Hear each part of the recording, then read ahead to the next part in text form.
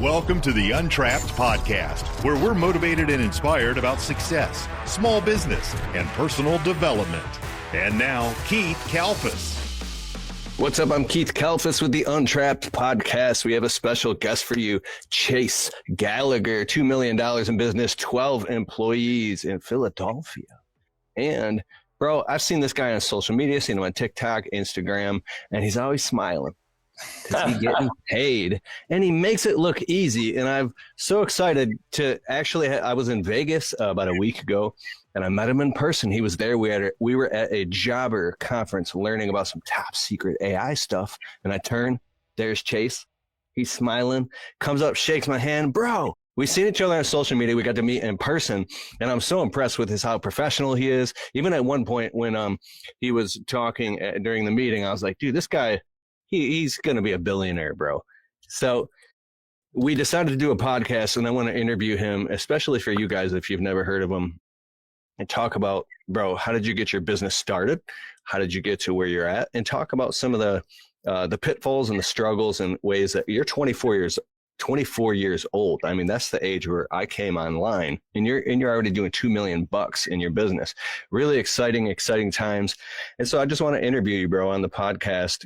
And if you're listening here on social media live, leave a comment. And if you're listening on the Untrapped podcast on Apple and Spotify, we're about to cross 1 million downloads. Super excited for that. And so thank you for our regular listeners for listening and watching the show. What's up, Chase?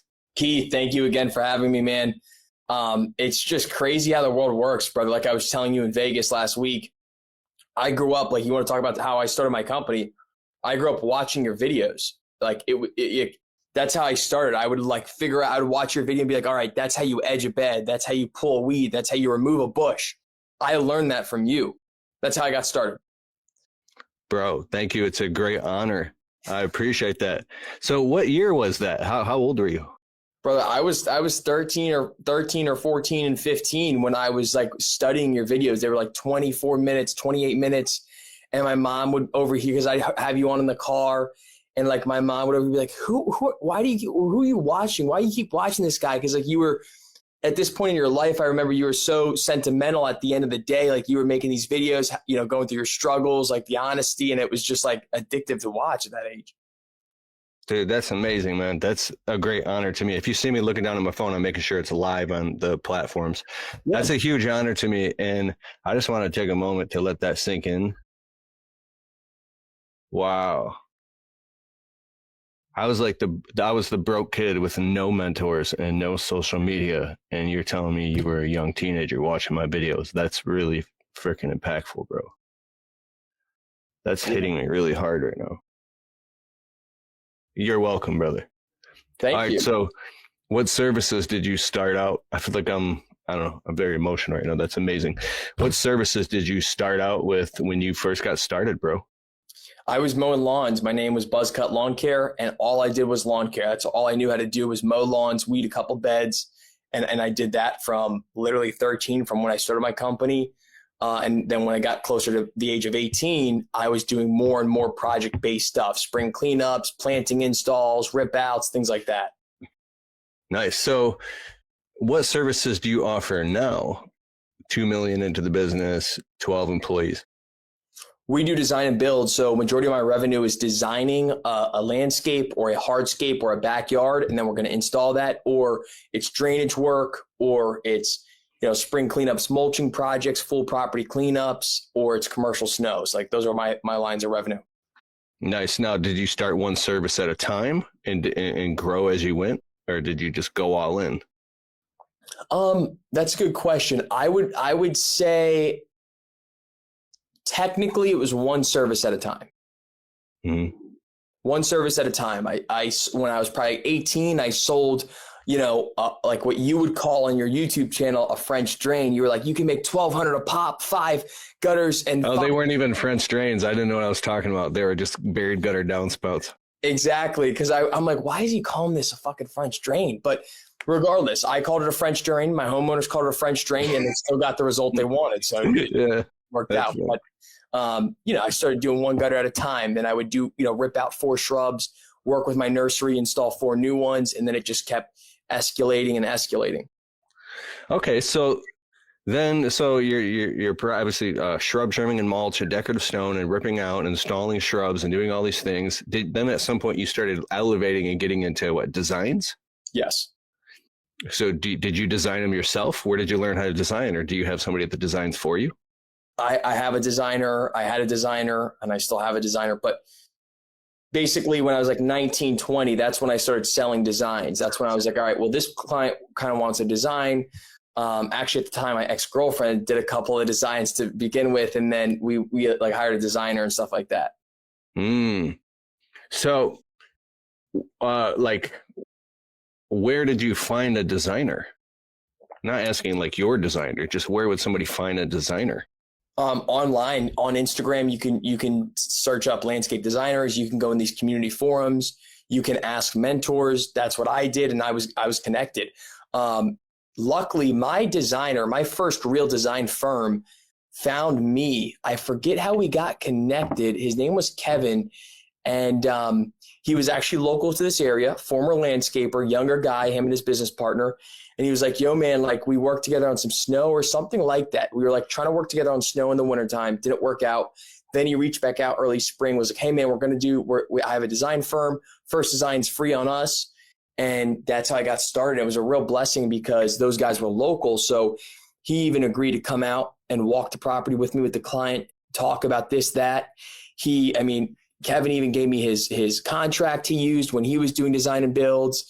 I was on these Zoom calls with my clients and him, and I would just pick up word tracks, things like that. So did you trust him right away, or did you have to take a leap of faith or a risk?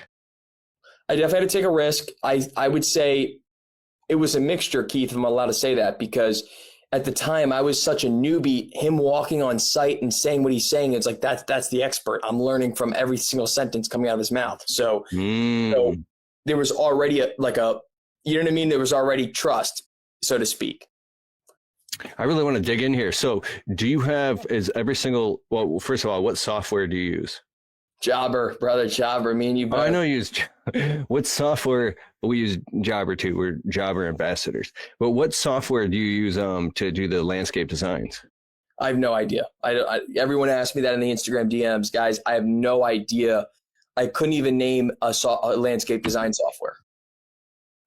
That's amazing. Okay, so when you get this design, how do you work with the customer to keep changing it or doing iterations to where they're happy?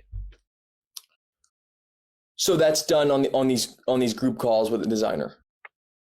Are you there too? Some of them I am, some of them I am not. So the customer just hops on their laptop or their computer and they look at the design. So who takes initial photos of the house, or Google Earth? What do you do? How the full process works is I'll go out on site and talk to the client about what their scope of work looks like. And then I deem it, is it a design project or is it a non-design project? Are we just installing a couple boxwoods, some landscape lighting and fixing a drainage problem? All right, those are proposals I can type up in Jobber and send out immediately.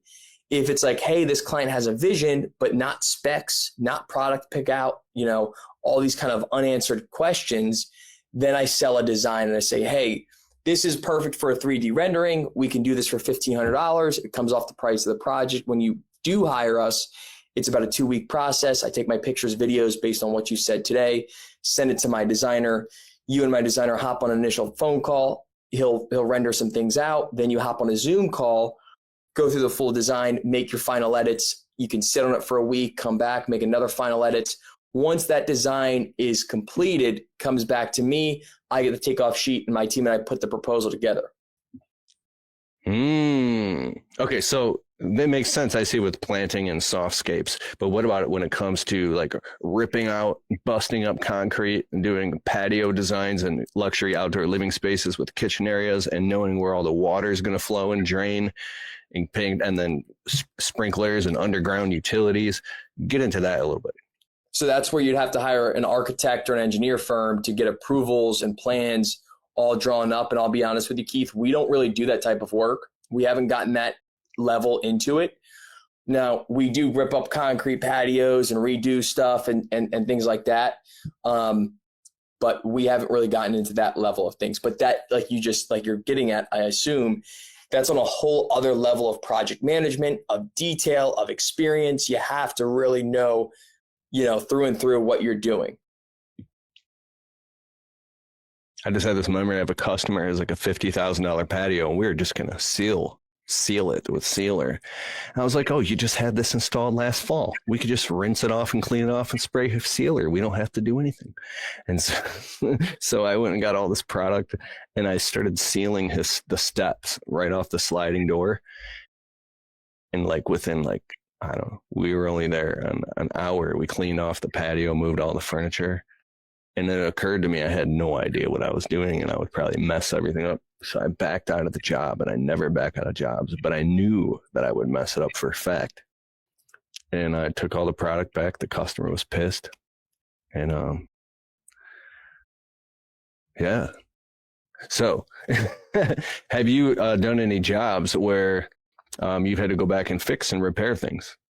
100%. 100. I mean, the project we just wrapped up last week, like a $100K project, the steps coming out of the back door, the pavers, I'll admit my guys probably rushed that step, and they were fine, but the pattern was off per the client. And I said, hey man, you just spent $100,000 with us. Of course we'll fix this. He was super chill about it. Wasn't an immediate need. So we'll do it at the end of the summer. But basically we got to uplift, the top part of these steps and relay it from center out. So. Oh, real quick, that job I backed out of, it was about a decade ago, and I was terrified, and I took on the job because I needed money, and I was saying yes to anything just to get money to pay bills. It was a lot of mistakes made. So you went back and you fixed those steps, and then the customer was happy? We haven't fixed it yet. That project just wrapped up 2 days ago, and I'm still getting texts from him. But, we've gone back and fixed things. We have a warranty with our work. We're never 100%. Sometimes on these large projects, the client expectations on certain details don't align with what I had in line. So you just have to have a man-to-man conversation, figure out the best solution, and execute on the solution. And that's what we did. That's awesome. What about planting warranties for installing plants? What's up with that? Such a great question, Keith. And for the landscapers listening to this, do not provide a warranty in your contract. And here's the analogy I use this word track when I'm selling large planting projects. We just got done a $60,000 install last week of just plants and sod. I say, hey, Miss Smith, here's why I don't warranty your plants anymore. When I first got started in the business, I provided a 1-year warranty, and my clients, Mr. and Miss Smith, would go to Europe in August for 2 weeks, and they would forget to water it, or they would hire the watering boy down the street and he wouldn't do it. And I would come back and have to replace $6,000 worth of shrubs. Legally, I would have to do that. Therefore, I don't put it in my contract anymore. All right. So then what do they say? And I'm dead serious when I say that too. They look at me and they don't really say much. It clicks in their head a little bit and they say, all right, makes sense. We just did a rip out and install.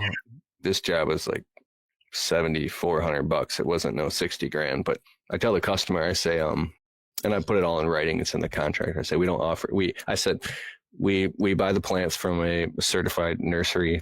The root balls on the plants are big, so the survivability of the plants are big. We use best planting practices. We amend the soil per whatever, the shrub requires with Mike's transplant fertilizer and the compost. And so we dig, twice as wide, twice as deep, amend the soil, and then we give you watering instructions. And then I say 1 out of 50 things dies. And if anything dies, then you have a warranty with the nursery, but you'll have to pay us again to replant it, but at least you'll get a free. Is that fair? And they're like, yes. So I just give them the warranty information, and then I don't know. I only have things die once in a while, but when it happens, it sucks. And even if it does, there's times I went back pro bono and I just do it for free anyways, even though the contract says that, because I want to keep my customers. Yeah. So exactly. And to add on to that point, Keith, I say the same thing. I say at the end of this whole Europe analogy, I say, guys, listen, if we install 85 shrubs and fall time comes around and 3 coral bells are dead, call me up or just send me a picture and I'll obviously come out and replace it. That's a good business practice. And that's what we do. Yeah. So, and I give them watering instructions. Say we're in the Midwest, so you have to water these, these arborvitaes until the last of the leaves on the last of the trees fall. You think because it's fall time that you're done watering, you're not. So I give them like, if it's like, I don't know, a 3-inch caliper autumn blaze maple, I'm going to have you to put a, 4 or 5 gallon buckets once a week. I'm not going to get into watering instructions. That's if it's really hot out, and I just give it to them and I put it all in there. And so we have like, we used to print them out at a mobile printer in the truck, but that was a huge pain. So you could just attach it and jobber. What? I know. So you used to, when I was watching your videos, you used to do the estimate, walk with the client, go back in the truck, say, client, give me 10 or 15 minutes. I'm going to come knock on your door. You would type it up, print it out and be like, I need a decision basically. What do you mean a decision? Like I thought in one of the videos, this was years ago, so I could have memorized it wrong, where at this point in your career, you were going out providing the estimate and you were basically saying on camera, you're like, I really just need a decision now. I'm not going to chase my time trying to call you back up and close you. It's either like you're yay or nay to the client you're speaking. Yeah, I was there. I was sitting in the truck doing it all then and there. And I needed a deposit and I needed it on the calendar now. Let's do this now. And, another thing I did that I didn't realize until after the fact, I don't know, it kind of worked in my benefit. It probably pissed off some of the customers, but I just wasn't at that level of awareness. I would spend an hour walking around a property with a client. We'd even talk about life. And at the very end, I'd give them the proposal, to do the job. I'd give them a verbal price if I knew all my numbers, which I did. And then I would give it to them right then and there, like 10 minutes later in the truck or however long it took. But I would say, oh yeah, and by the way, I'm looking at my calendar. We can be here in 7 weeks. And they they just invested so much time and emotion. They're like, frick, bro. All right, see you in 7 weeks, I guess. I like, bet. See you in 7 weeks. So, now I talk to the customers. I'm like, just so you know, we are booked out 4 to 6 weeks before we can do the actual work. Does that work for you? And it's the middle of June. They're like, well, I thought you could come here by this weekend. And I'm like, peace. Nope. So, all right. So what are all these services that you, the ones you offer? What's your favorite service? And what's the one is like the highest profit? And which one do you hate doing? It's the lowest profit or something like that. I would say the highest profit margin type of work, and I probably like it the most. Well, the highest profit margin work we do is drainage work, hands down. Really? Yes, sir. Drainage work? Yes, sir. To go into that, tell us about that. So drainage work in my book would be defined as anything from an underground downspout, Keith, anywhere from a French drain, a swale, regrading off a foundation, flow wells, all these different things like NDS. I'm sure the landscapers in here have heard about NDS products. It's about installing all that kind of stuff. It's usually just majority of it's moving dirt around and putting pipes in, or just like when we go on a property and we re-swale a property, that's probably the highest profit margin service because number 1 and 2, the truck and the equipment, I'm already paying for my yearly overhead. So it's already accounted for whether we're doing a mulch job that day or a drainage project and using my Mini X or my skid steer. Number 2, the supplies needed to finish off a swale is grass seed and straw, or most times we're using straw matting so nothing washes out. So that's very minimal compared to hardscape projects where we're buying $14,000, $18,000, $24,000 worth of material getting delivered, delivery fees, all this kind of poly sand, triaxle of stone, boom, boom, boom. So drainage work, I love it because we're in and out usually in a day or a couple of days, and it's very high profits. Nice. I have a landscape customer. We were just there a few hours ago. She takes me in her backyard and she says, you see my neighbor over there? She was very nice. I'm just being silly. But she said that they had a real French drain installed, and I saw it pitching all the way down towards her property, and all her back garden beds when it rains gets flooded because they installed a drain to take the water off their yard, and it dumps into her yard now. Mm-hmm. I was like, that's crazy. And she said that the company didn't even pull a permit. So how do you deal with when you have neighbors that have different levels of yards, and how do you mitigate those type of risks of potentially not getting someone else's yard drained, soaked with water or something like that? Yeah. So let's just take the analogy you just used, Keith. Your client's neighbor got a French drain installed, and it's ending up in her backyard. If we're using traditional NDS products, you need slope anyways for the water to move. So in that instance, in Keith's client's neighbor's yard, the water is going to end up at the lowest spot anyways. So in an argumentative sake, why would it matter if it leaches through the ground and ends up in a garden bed, or if we just take it directly from the gutters of the house, run it underground with a pop-up 15 feet away from the property line, and then it ends up in the same spot. So that would just be a conversation. But we really, thankfully, we have not ran into like crazy neighbors coming at us. Like we just provide a good solution that doesn't really bug anyone. I don't know.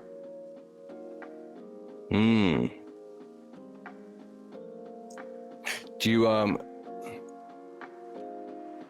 Hey, Untrapped podcast listeners. You transform properties, but getting consistent clients can be tough. How do you get more eyes on your amazing outdoor services?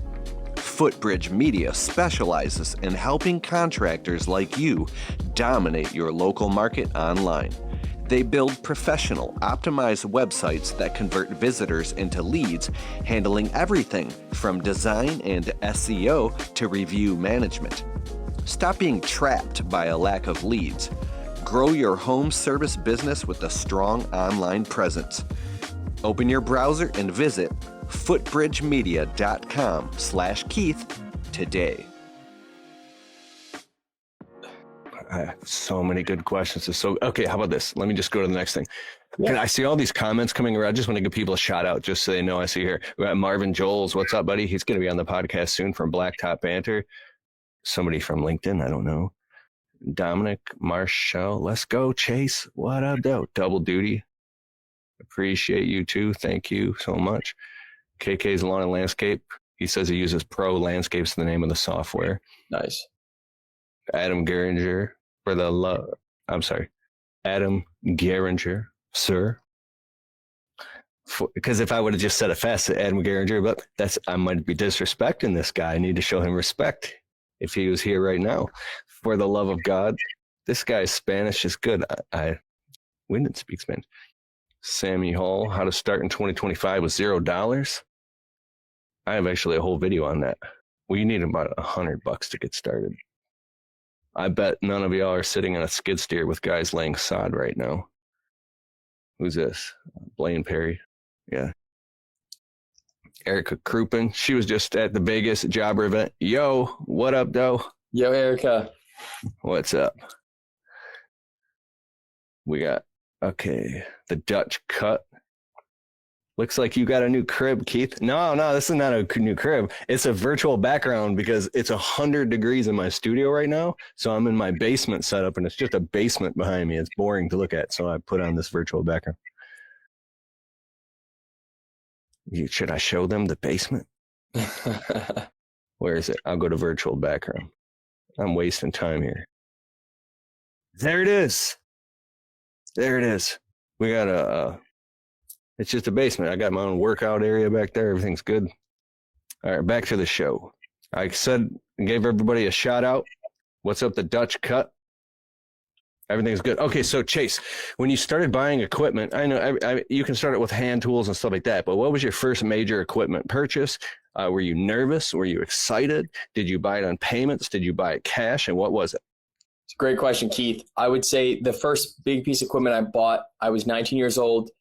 I was extremely nervous, and I bought a compact landscape tractor, a John Deere 2025R. It was early season, like end of February. I had just turned 19, and this was when I transitioned my business completely out of lawn care. I switched the name to CMG Landscaping, and I went all in on project-based landscaping. And so I had my lawn care equipment lined up to sell. I had bought a dump trailer, and the missing piece I needed was a compact machine. So I went down the street to John Deere and I was like, well, why not just go in and just see if I'll get approved? Like let's just see. And I had my LLC set up. So I went in there, did my thing. And the guy's like, all right, what are you looking for? We spec'd it out. He ran it through the system. And like 25 minutes later, he's like, all right, dude, you're approved. I'm like, no way. It was like 0% interest, 5 years, a $32,000 machine. And I paid $500 a month. And 2 weeks later, I picked that motherfucker up. I was so excited. Nice. All right, bet. All right, next question. Did you have a shop or a storage unit, or did you park it at home? Where did you park your equipment when you first got started? When I first got started, I was in my mom's garage and we were using my brother's SUV, and I bought a 5x8 trailer from Lowe's, but my mom had to go, I was 13 at the time. So she had to drive us. And so we picked the trailer up. We went inside, we bought plywood. She's like, I'm going to build you like a little platform. So the skids or the zero turn tires don't like bend the metal on like those cheap things. So we like bought this trailer, we got it registered across the street. And so we'd go mow the lawns all day. And then we lived in like townhomes in like an alley. So you would just pull the SUV and the trailer forward. We'd unload the push mower and the zero turn, put up the gate, and you could just hand wheel the trailer in the garage. And then we'd park the zero turn behind it. That's awesome. And then did you move on and get a storage unit or a shop or something? Yeah. So right around that age, like 17, 18, I went down the street, this super nice guy named Barry, local guy. I just hit him up. I'm like, yo, dude, I need a shop. Like he had like a yard space in the back, and we were looking at the neighbor's house. Like I mentioned something about $300 to $500. And a week later he was like, yo, dude, you want to just rent the back half of my yard for $300? And I was like, this is a blessing. It was less than 2 minutes from my house, and it was less than 85 feet from my supply yard. So did that yard have like a canopy or something that you could just put equipment under, or a garage or something? It had a shed that I would put all my hand tools in and like seed and stuff like that. Everything else, it was, open. And I had an enclosed trailer as well. So I had like a dump trailer. I had my John Deere compact tractor. And then I had like an F-250, and I had a brand new Dodge Ram. So that was like my setup when I was like 19. Oh, that's dope. And so then what did you do from there? Then I, grew that side of the business, did it for a full year. Then I hired a project manager / I would say more foreman. And that's what helped me just get out of the field. I'd focused on sales and marketing so this is like literally a year later from when I picked up that John Deere tractor. So now I'm 20. We need a bigger yard. We're going to hire more employees. So I like searched around, got connected through one of my buddies, and rented a larger yard space for $500 a month. And then, so we moved like across town. This was like 15, 18 minutes from my house. And we moved all our stuff over there, bought another dump trailer, still had one machine.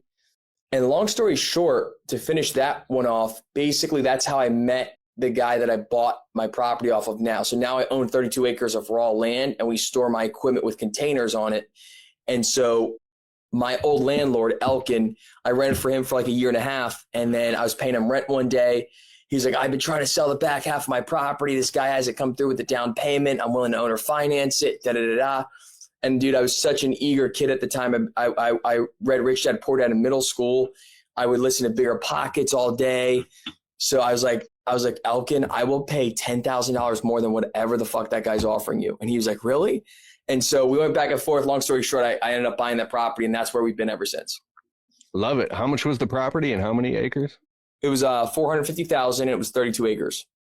And then is it a monthly payment? Yeah, we set it up where it was $85,000 down payment, and then it was $2,400 a month for 10 years with a balloon payment. And I purchased that property, did a bunch of work to it. It was one of those things like me and you, we get into business, you don't necessarily know what you're doing until you figure it out. But I thought I could clear the property and build a road with my compact tractor. That was not the case. So this kind of leads into a big part of my story. So when I was 20, like 19, 20, around the same time, I also have a rare kidney disease. My kidney doctor was basically saying, hey, your kidneys are failing. You're going to need a kidney transplant. So during this year, I hired a project manager. I hired all this team. I bought this, literally a month before I went into the hospital for my transplant, I bought this property.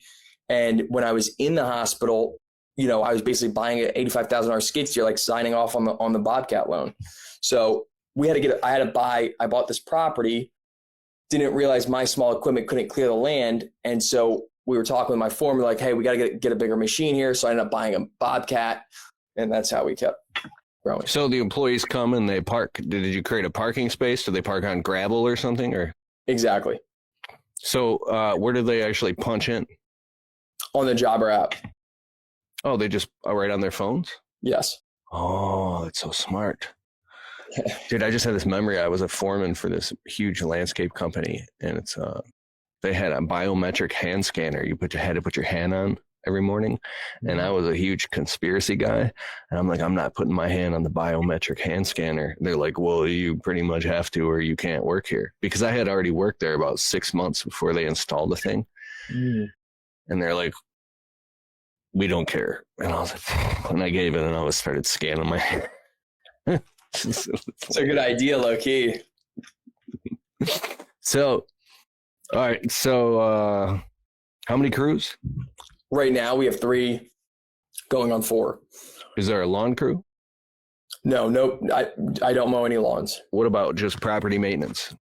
Nope. There's no property maintenance. It's all installation style work. I will say some of those crews do spring cleanups in the springtime, if you consider that property maintenance. You know, I just thought of something. Stan Genetic, the Dirt Monkey, taught me something amazing once. There's a spring rush where, like, cutthroat season, everybody's trying to get work, and he said that he will pre-sell jobs in the late fall. So when the spring comes, he just eases right into the game. So talk about client retention, marketing, and advertising. What would you say is your superpower in your business, and what are you best at, and what do you suck at? All those things. Okay, so there's a lot there, but what I would say we're great at is answering our phones, getting right back to our clients, and providing a 5-star experience. We are the highest and most rated landscape install company in the Philly mainline, Chester County area. Good for you. And that's what we do well, is just like, we just get back to our clients, right? We show up with a smile. We find our clients answers to their questions, and that's what we do. As far as marketing goes, I'm obviously doing social media. I do Angie's, I do Google Guarantee sometimes. It's like an on and off thing. I do tons of SEO. That is my business's highest lead source, is SEO. And then networking, I'm a big networking guy. So like I just get jobs based on people I know that want a larger landscape install. Okay, so with contact switching, what I mean is, like, to run a business, you have to switch hats. You have to be the sales guy, and then you got to be the project manager. Then you have to do all these things. Then you have to be calling and getting the materials and timing. It's a moving chessboard it's nonstop. Then it's raining all of a sudden. Then a guy doesn't show for work, and you're moving this, and then all this stuff. How do you have time to make sure you check the boxes to do the marketing and the relationship building and do all the things that you're supposed to do? Well, I would say it's a lot of delegation. You got to keep the responsibilities to that person's like role, right? It's like a foreman knows, hey, in the Jobber app, they get into my shop, they're reviewing the videos for that day's project. They're going to know where they have to go to get the materials, run their crew, manage their crew. So, and then my office manager, she has to answer all the calls, type up my estimates, blah, blah, blah. So there's that, right? So that saves me a tremendous amount of time. But I will say, Keith, it's like a skill set you have to develop, because like you said, there's a million things in the spring rush. Like, it gets so overwhelming. You want to just like go to sleep sometimes, like literally in the middle of the day, you just want to be out of it. You know what I mean? So I don't know. You just do as much as you can every day and wake up and keep going at it. I don't know. I love it. Okay. So you just keep going at it. What is your superpower? What are you the best at? With business, something that other people like, it comes easy to you. What to other people would be like, that's really hard, but to you, it's just natural. I would say getting back to people, or getting back to people, or like promoting. I would say I'm like a really good promoter. I'm always promoting on my story. I mean, all day. I'm like, that'd be a great video, and it comes naturally. Like, let's film this, let's film that. Post. You just reminded me, Patrick Bet-David from PBD Podcast said something. He just popped up on my Instagram. He was sitting in his car, and he said, the most successful people he knows in the hyper really successful people have one thing in common, especially the really successful ones. He goes, they get back to me so quickly when I have a question or something. And of course, who he is, he's a high profile guy. And he says the people he notices that struggle with success, they sit on the fence in little tiny decisions and they can't make up their mind and they don't get back to you fast and they stall and they struggle and procrastinate. It was like, so my question to you is, if you draw a line down the center versus what is real versus what's imagined, how do you get through those pontifications, which is like a made up bullcrap in your head, to be able to decide this is what's real and I'm going to execute, versus stalling on decisions where you don't know the answer. Should we go this way or this way? Should I take this on or should I not? Like crossing the chasms of gray areas of stuff that you don't know. Like how do you kind of like face your fears and make decisions? It's called like we'll cross that bridge when we get there. Or do you get what I'm saying with this? Yes, I understand. Maybe it's like analogy is like it's like how I look at it is you have fearful thoughts as a business owner. What if this employee quits? What if this happens? What if that happens? So I'll say like just this year, just a month and a half ago, my main guy, we split ways. And my biggest fear up until that point was, well, what if this person leaves? What will I do? And my thought 3 months ago was like, oh, I'd probably just shut down my business. I'd go do social media and fucking real estate and like just that, you know what I mean? Less than a week after that, my business has gone the exact opposite way. It was actually the biggest blessing. And so a lot of people don't realize like their biggest fear, number one, might not even happen. And it's just a thought. Like Keith was just saying, like there's reality, then there's thoughts. So there's a bunch of stuff to it, Keith. I think it's about having a positive mindset. I think it's about having a clean mindset. It's about being focused, about, hey, like I'm not going to sit here and think about at night when I'm going to go to bed about what can happen. I just know I need to go to bed tonight because I have to get up at 5 tomorrow and I have to go run my cruise tomorrow because that's reality. So there's like that type of stuff. And then there's like fear, false evidence appearing real. It's probably thoughts that haven't actually happened. So why even worry about it? I remember when I threw my live event, the first one was a success. The second one was a success, but I was up till 2, 3 in the morning every night, literally selling tickets on Facebook chat and talking to people and getting on the phone to make sure I sold the event. After the event was over, I was so exhausted. I was like freaking traumatized, bro. And I was about to drop 20 grand to throw another live event. And I had a bunch of chaos and family issues going on. Actually, the event would have cost me $50,000 out of pocket. And so I pulled out and, because I knew what it would cost me to make the event happen. I had not even a guarantee, like I could have ended up, 30, 40 grand in the hole. Mm-hmm. And then I launched another event and I trusted an event manager that told me to make the ticket prices way too high. I'll try to make this quick. I'm like, no way people that watch my stuff are going to pay that much per ticket. He's like, no, this guy used to manage like multi-million-dollar motivational seminars. I was like, you know what if my intuition and my gut feeling is wrong? And I really need to break free from my self-limiting beliefs. Yeah, let's charge really high tickets and make this a big deal. Bro, the event was so high level, it resonated with nobody and nobody was buying any tickets. And I ended up like canceling the whole event, refunding people's money, paying for people's airplane tickets and hotels. Luckily it only cost me, I think I went like 5,000-6,000 in the hole. But I was thinking about that. I was like, my intuition told me this all along. And I was actually back testing it. I was testing against my own intuition to see if my intuition is right, like of certain things like that. So I'm bringing this up because some people are afraid to take leaps and risks and chances because their intuition is messing with them so much that they're watching time go by and they really want to take a leap, and they just can't get any more information, and they're just trapped and they're stuck, frankly. And it's like, I can think of times I've taken leaps in my life and it's turned out amazing. I can think of times I've failed. I have tons of failures. So like, what about you? How do you develop and trust your intuition that it highly increases the chances that it will work? Like, is it a feeling? Is it a mathematical thing? Just take the floor and let me know.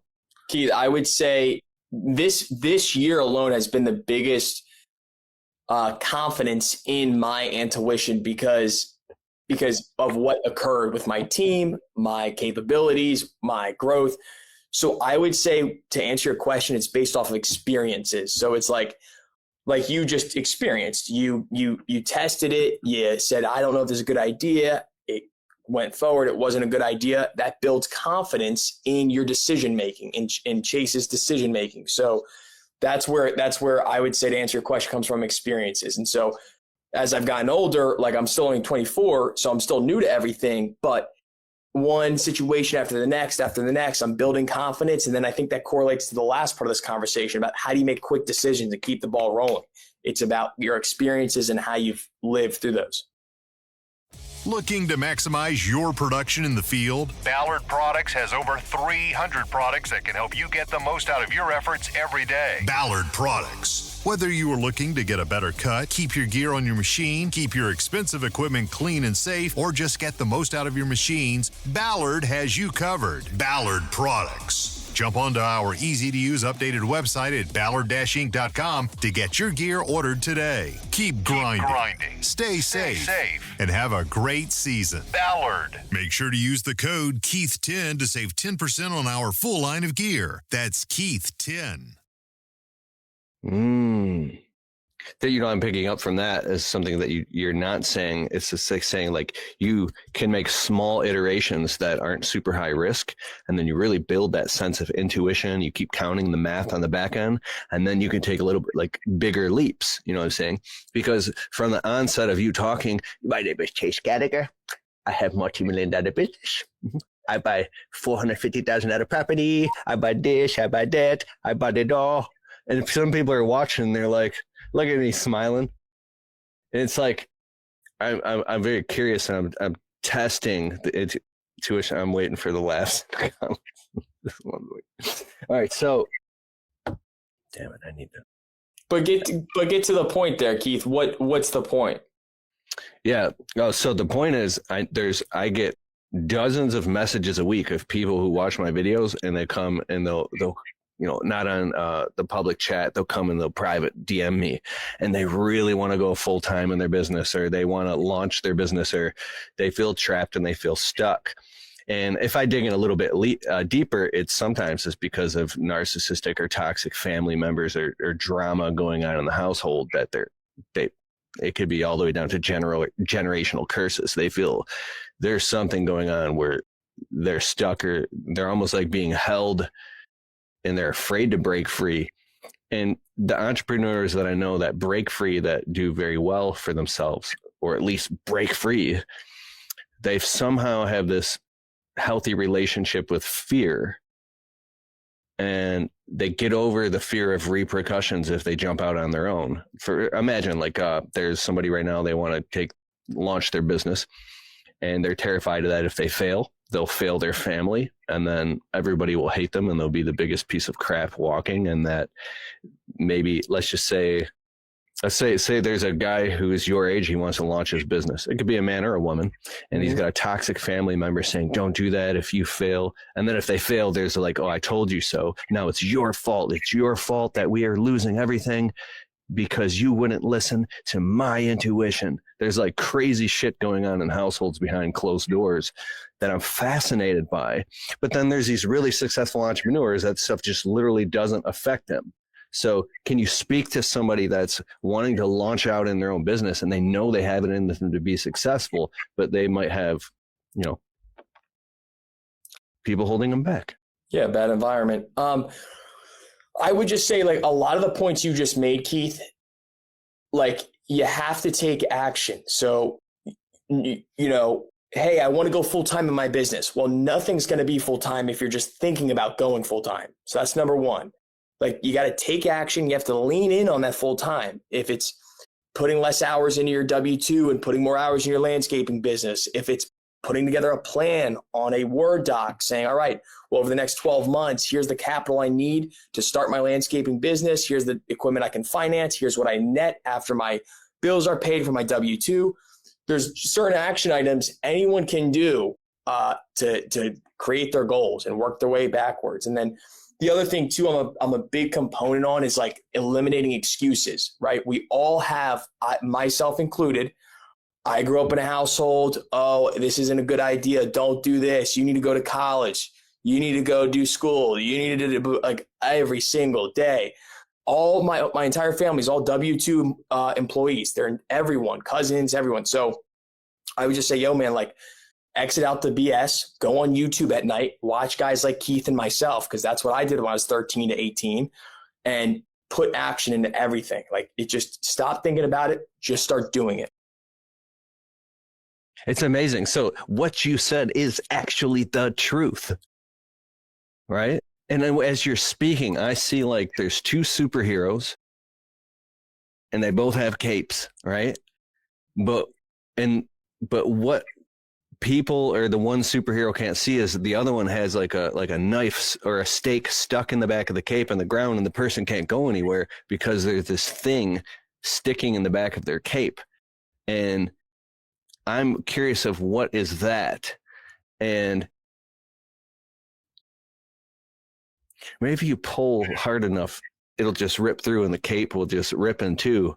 And then you'll be flying and there will be just the cape will be a little bit tattered, and then you'll be a badass because that'll be proof that you got out of that situation. I like that's really key. You know why I talk like this? I'm hyper aware that I'm going on and on about this weird ethereal stuff. I do it on purpose and intentionally because I was the guy watching shit like this saying, yeah, I understand what these guys are saying, but they don't understand what I'm going through right now. Right. Mm-hmm. Like they're not coming home from the hospital because like their mom just overdosed on heroin. Right. They're not visiting a family member in the mental institution. They're not like, but here's what I learned to everybody watching. The really successful family members entrepreneurs are dealing with that stuff, but they're so fucking strong and resilient, and they have so much love in their heart that they do it anyway, and they communicate because they have strength. Their pain turns into their foundation. Anyways, I love that you said that, Keith. I love that. Yeah.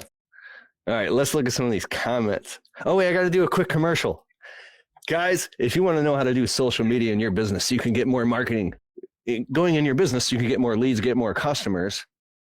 I'm coming out with a new program soon called Social Media for Landscapers, and it's going to be epic. And we get leads all the time from our social media. Customers call us. They're like, bro, I saw your crazy videos. I would never hire you. You're insane. And they hang up on me. I'm just joking. We get customers and leads. And let me get these comments real quick. That's the end of the commercial. Donald, everyone gonna want it done at the same time, and I'm only one crew. Like, I understand that. Paul Wright Lawns. If you don't believe in yourself, you're going to fail. I say, watch me. Bro, I love that shit. Watch me. That was me, bro. Watch me. All right. So speaking of social media, brother, Chase Gallagher, has social media helped you get any more leads in your business? Do you do social media for your actual business? Talk about that. Tremendously, Keith, especially in the business model that I'm in. Number one, to answer your question, yes, social media hands down has gotten me so much business. It's put me in the right rooms, people, etc. And what I will say too is we track our lead sources. So when someone calls my company, we're asking, hey, how did you hear about us? Our business Instagram, our Facebook, Google ads, Angie ads. Our customers that find us from our organic social media, my business Instagram page, always spend more. They're 15, 20, 70, 85K, 100 grand. Like that's usually what they're in. And so, yeah, that's why I'm going to keep posting videos on my Instagram. Very smart. Now, do you location geotag them to your local area, or do customers just see them because you just have such a big following? So I don't know what that specific question means, but I do tag like Malvern, PA, Chester Springs, Perfect. Wayne, That's PA. what I mean. Okay. Yeah, I do that on all my platforms: TikTok, Instagram, Facebook. Even if like certain platforms, like my personal Instagram is not meant for my client base. But there's Pat Fair. Yo, Pat, what's going on, brother? Chase is the man. He's actually my shop neighbor. So where's it going with that? So yeah, I do geotag. I forget what I was saying. What's up, Pat? Yeah, Google Maps would be like a location extension where you're geotagging on social media. So it's showing up in the local area, and it's important to do. Tag your local area on social media. So how often do you create social media content in your business and about your business and about the topic? Minimum at least once a day, if not multiple times a day. I would say my business Instagram story section has a story up at minimum 97% of 365 and a half days of the year. And then like when I was growing my social media, Keith, it was 3 times a day for 12, 18 months straight. I didn't miss a day. That was on Instagram, Facebook, and TikTok. You use a camera or your phone? Yeah, just use my phone. And then at certain times I'd hire like a videographer and we do different stuff and put that content out there as well. What kind of phone you got? Just an iPhone. Great. Guys, if you want to know how to do all social media and literally build an empire with nothing more than your smartphone, take out your browser and type in keithkalfas.com/smartphone. You get my totally free ebook that teaches you all the steps to find your superpower and how to market your business with your smartphone. What are you drinking there? Is that Peregrino stuff? Yeah, it's sparkling water is what I call it. Because it doesn't have any sugar in it, right? No sugar. It's 0 calorie. That's good for you. That's awesome. Well, sir, do you have any, I want to wrap up here in a few minutes. I respect your time and everybody here. Do you have any topics or anything that you want to talk about? So what I do have a question for you. What is the podcast? It's called the Untrapped podcast. And what does that mean to you? What is like an untrapped landscaper look like? Well, I first started the YouTube channel. It was 2013. I was coming up with this idea, and I said I took an 80-hour-long, like $10,000 course by Eben Pagan called the Guru Home Study Course. It was the Guru Study Blueprint, and he said get extremely hyper specific and create your own sub niche. So if there's a topic or a niche, you want to actually invent a niche that doesn't exist by a subcategory. So I got so specific. I said, what are landscaping employees that are stuck doing lawn care and landscaping and they feel trapped? Right. That's how I felt. I was scratching my own itch. And I created this YouTube channel called the Landscaping Employee Trap. And it was actually going to be a beta test so that I could go into motivational psychology and personal development, the whole thing. But then the thing blew up. And then around 2014, I started the podcast. And I said, well, I kind of like this untrapped theme of getting untrapped out of self-limiting beliefs in your consciousness and your emotions. If you feel trapped, let's get you untrapped. So I was like, and it also kind of something that sticks in your mind. It's not like the greatest name, but I was like, let's come up with the Untrapped podcast. So I started 2014 talking. I was pacing around, yelling in my phone and uploading it. And we've been uploading since 2014. And then I started this private group called the Untrapped Alliance about 7 months ago. And it's a private group coaching program that we have. And so it's just something I made up, bro. Good. I have a friend who went to this internet marketing conference, and the top $100 million marketing gurus at a lot of the household names that we know in the marketing space. He got to, I won't say his name, but he went to later. They had like a hotel party where everybody was hanging out. He's like, I'll go hang out with these people. These are like the friggin' millionaires. And he said he goes in the hotel party and they were all passing around a blunt. And he's like, whoa, like I was shocked too. And then he says, basically they were laughing. Like, why do we keep throwing these big, man, I gotta be careful what I say here, these big events. And he's like, because people want to learn this stuff and it's because it works. But they were at a point they didn't have to do it anymore. And they were just like reminiscing. And then he said at some moment it occurred to him, this guy I'm talking about is really successful too.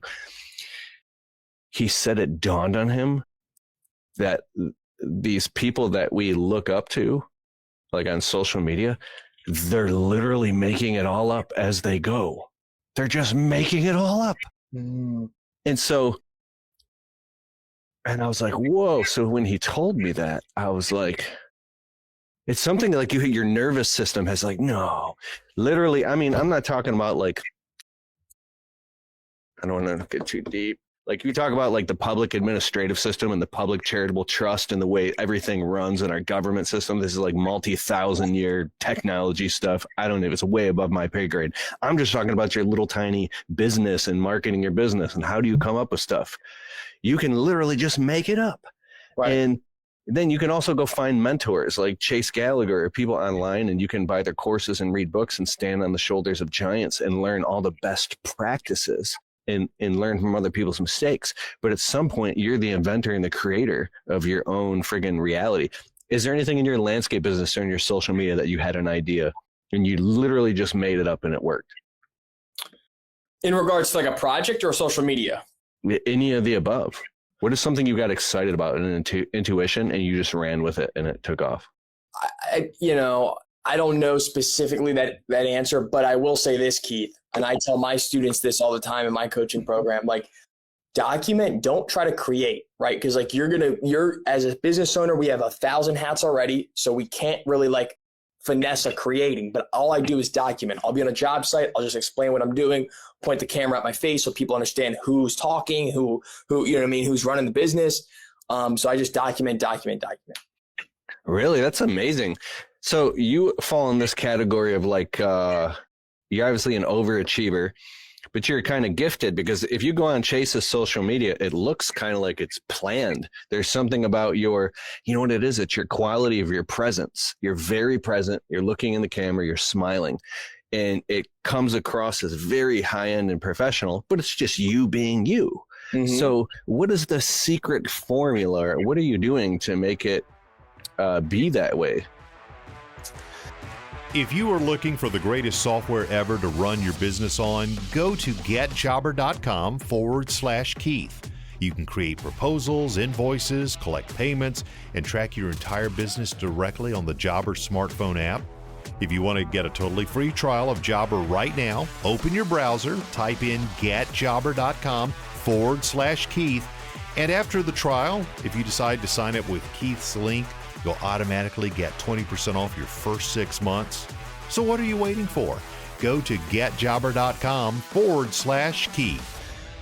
What is this? I don't know, Keith. You tell me. It's my vibe. I don't know. The secret formula, I don't know. I'm just documenting. I turn the camera around like this. I mean, literally, this is probably 85% of my videos. I go like this. I click the little side video volume thing, but it's filming me. And then I go like, all right, guys, here's what we're doing today.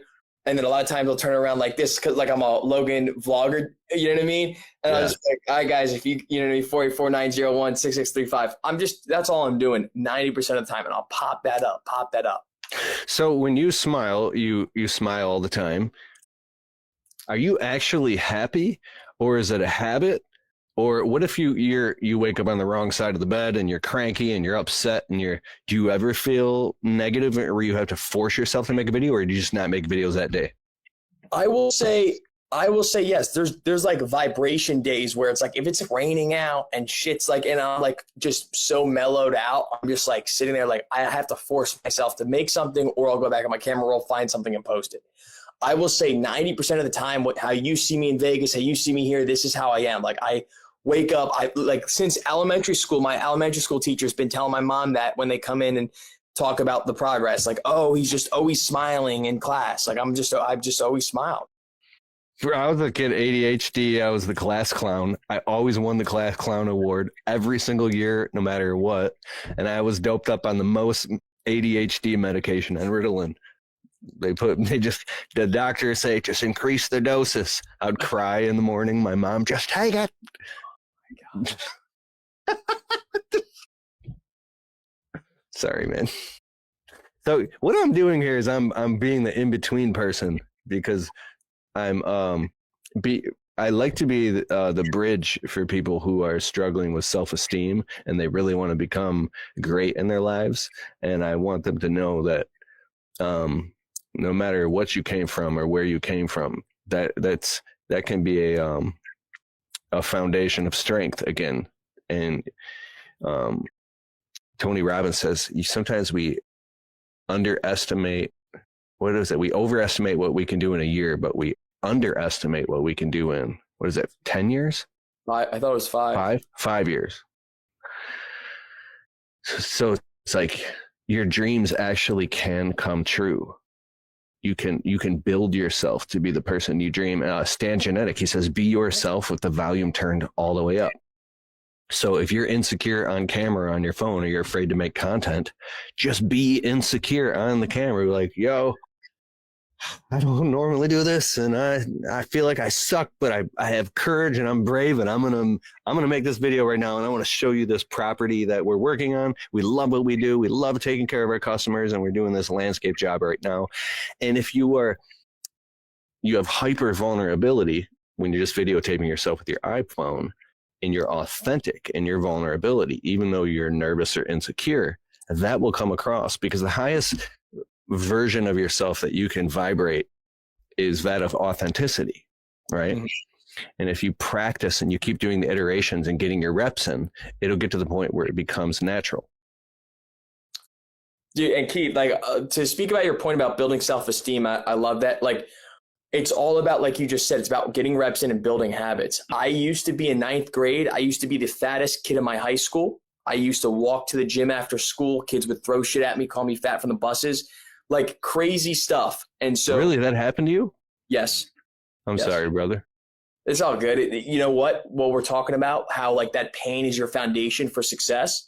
That's exactly what it was. I changed my lifestyle, went to the gym, changed my diet, and like turned my life around. So like, anyone can do it. It's really just about building new habits within your life, new habits. Instead of going home and eating dinner after school and then another dinner when your mom comes home, go to the gym and just eat one. Or instead of smoking weed to go to bed, go to the fucking gym and be tired when you go to bed. Stuff like that. I don't know. That's good. Yeah. Redirect that. Right. And that's amazing. All right. So a couple of comments getting here, and then we'll wrap this up. Angel Vasquez, what's up? Oh, Adam says, the horrible thing is that you're the only one holding everything together, and if you fail, your whole family is screwed. Nobody to lean on. Everybody is lost and directionless. The world will always be. Paul Wright Lawns, Sean and TQ. What was this? Something about the way I said it, like it was a movie or something? Yeah. The world will always be.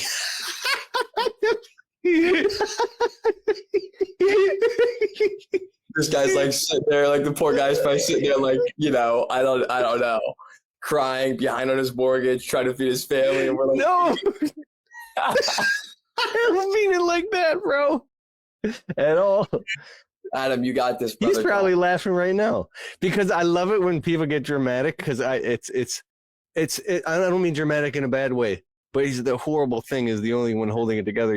Dude, I've been doing social media for so long, I can read between the lines. When at least I imagine I can. But much respect to you, Adam Gallagher, brother. I see you got a drum set in there, bro. That's crazy. I bet you play the drums. Have you ever heard of the drummer Dave Weckl? He's a jazz drummer, bro. The dude's amazing. Anyways. Christian Torres, how would I know if I got the right sales guy? What are the key points to look for? Do you have a sales guy, or you do the sales? I had a sales guy. Now I'm doing majority of the sales, or all the sales. We do some portion of sales just fully remote from pictures and videos. But I would say, guys, like a real sales guy is going to produce. Like a sales guy has to produce. So are they producing or not? Like that's what it is. And if they're not, then try to look at yourself as the leader first. Did I train this person right? Am I giving this person the right resources, to meet expectations or succeed them? But at the end of the day, a sales guy needs to meet the numbers. Like that's just that. Awesome. In my landscaping business, I've sold a lot of tree jobs that I don't talk about on social media. And so I've teamed up with a friend of mine who does tree work. We've taken down, 500 trees, right? Well, he does it. He goes and does it all. And then I just show up with my dump trailer and drag wood and take a portion.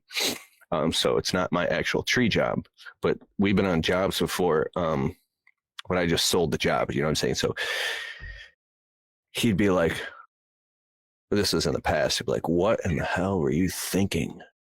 Like I undercharged it. So then I just went reverse and I was charging really high. And he'd be like, how much did you get for this job? I was like, he's like, and then he'd be all excited and he'd be like, let's do more of this.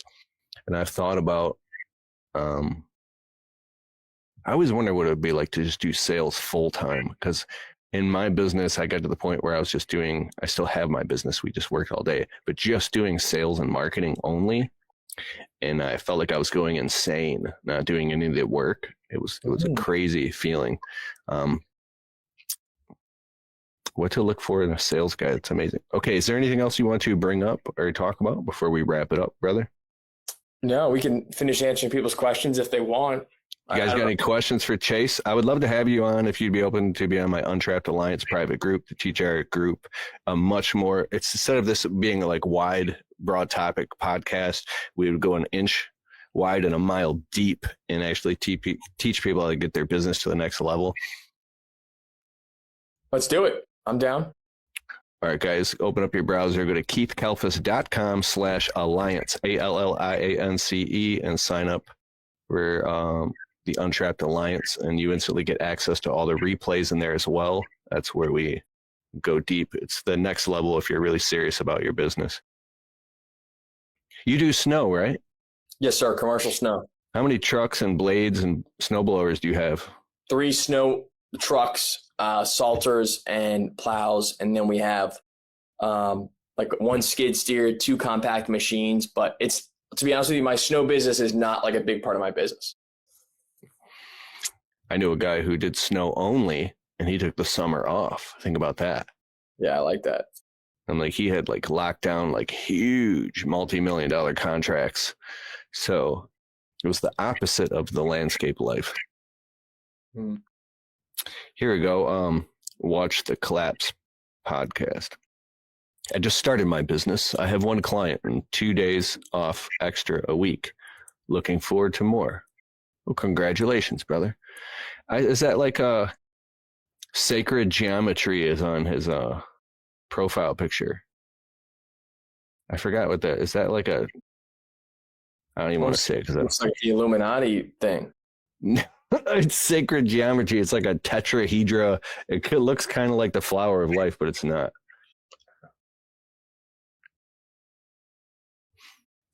Great show, Chase. Thank you, everybody. Thank you so much. How can everybody find you on social media, brother? You guys can go on Instagram, type in my name, Chase_Gallagher, GALLAGHER. You can check out the links in my bio. You can also go on my YouTube channel. It's just my name. Check out my recent vlogs. I've been really producing some great vlogs and some great feedback. That's where the 1 Spanish comment came from. Yeah, there you are. Chase Gallagher. I like that. You got the yellow and white font text on everything. How does it look? It looks professional. It looks good. Everything's matching. It's all branded out on Instagram. Okay, where is it on TikTok again? Just type in Chase Gallagher. Chase Gallagher, same thing. YouTube, Chase Gallagher. Chase Gallagher. LinkedIn, Chase Gallagher. Facebook, Chase Gallagher. Good for you, bro. Let me see. Any more questions before we go? And once again, guys, if you like these podcasts, Untrapped podcast on Apple, Spotify. It's on like 18 different platforms, wherever your favorite outlet is. Drop some recommended books. Southern Reliable Lawn Care LLC. What are your favorite books, Chase? My favorite book is Rich Dad Poor Dad. I read that in 7th grade right before I started my company. A couple of his books are great, like the Rich Dad Poor Dad series. I used to read, like in middle school, I would read all the time, and I don't anymore. So I don't really know. There's like, I don't know. I'm not a reader. The Rich Dad Poor Dad books are incredible. You can listen to them on audible.com. His advisory series with Garrett Sutton and Tom Wheelwright. They wrote books like Tax-Free Wealth with Tom Wheelwright, Own Your Own Corporation with Garrett Sutton by the Kiyosaki Advisors. He wrote Cash Flow Quadrant. He also wrote, obviously, The Rich Dad Poor Dad. And he wrote The ABCs of Buying and Selling a Business. That book is insane. And then Yeah, there's a whole bunch of them. They're amazing. But those ones specifically, if you listen to all of them, they'll just blow your mind. And then I have a couple of book recommendations that'll kick you in the gut. Anything by Gino Wickman, like Traction, Get a Grip, Rocket Fuel, What the Heck is EOS, and the EOS Life. And then connected to that tangentially are the Dan Sullivan books, co-written with Benjamin Hardy, like How to Consciously Design Your Ideal Life. And then Who Not How by Dan Sullivan. And then I'm reading his other book right now, Scaling by Benjamin Hardy. Those books are amazing. So Gino Wickman, Benjamin Hardy, and then Robert Kiyosaki. He says, I'm not spamming. So what do we got right here? Keith, my guy, you helped me a lot. I'm a young entrepreneur, just turned 17. I have my window cleaning business. Congratulations, brother. That's awesome. If you haven't checked out yet, you might already. My main YouTube channel is 160,000 subscribers, but my window cleaning blueprint channel for some reason is getting a lot of views and taking off right now. Again, it's just crossed 25 or 26,000 subscribers, and it's strictly window cleaning content only. So you might have found me over there, and thank you and best of success to you and your business, my friend. Christian Torres says, my business is called Rainman Pro Irrigation and Landscaping. I got 14 guys, 4 crews, but I think I do a lot. What would you get first, a project manager or a salesperson, Chase? I would definitely get a project manager first, but ideally, Christian, and I've been in this, like ideally in the perfect world, you have someone that sells and manages what they sell. Like when I had my manager, I would sell everything. And that was one of our biggest headbutting situations on these bigger jobs or on almost any job. I would sell, and then he would have like hiccups or buy this material for what wasn't in the job or XYZ. So ideally in a perfect world, the guy sells and manages. Nice. Thank you, Chase. Most people dream of having a $2 million business, and you did it in, how long have you been in business? 10 years. Oh, 10 years. So it's freaking amazing. Do